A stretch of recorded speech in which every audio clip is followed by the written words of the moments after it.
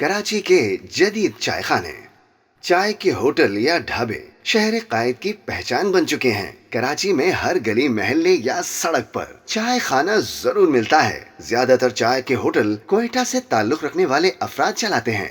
रिवायती अंदाज से चलाए जाने वाले इन होटलों में वक्त के साथ जिद्दत आ गई है। शहरी कायद के पौश या मुतवस्सित इलाकों में चाय के बेशतर होटल जदीद तौर तरीके अपना चुके हैं।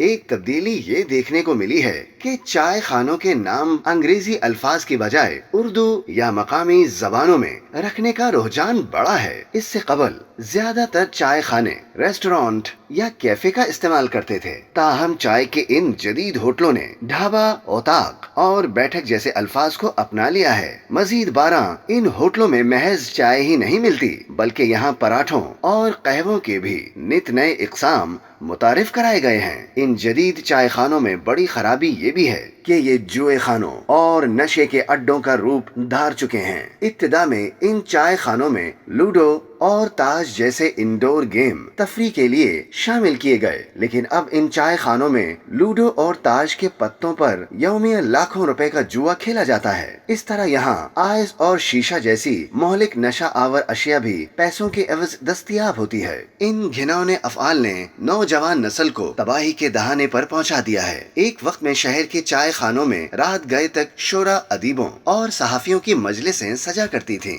लेकिन अब इन चाय खानों की बैत तब्दील होने के साथ सजने वाली मजलिसें भी बदल चुकी हैं। कराची में चाय के होटल इस शहर की रौनक बढ़ाने का एक बड़ा सबब समझे जाते हैं। रात गए तक खुले रहने वाले होटलों से शहर की रोशनियां मांद नहीं पड़ती। ये अहले कराची की बदकिस्मती नहीं तो और क्या है कि उनकी नौजवान नस्ल चाय खानों में बैठकर जुए और नशे की लत में मुब्तला हो रही है। कराची के शहरियों और कानून नाफिज करने वाले इदारों को चाय खानों की आड़ में इन घिनौने अफआल की रोकथाम के लिए किरदार अदा करना होगा, वरना कराची की सकाफती पहचान रखने वाले चाय खाने इस शहर के लिए बदनुमा दाग बनकर रह जाएंगे।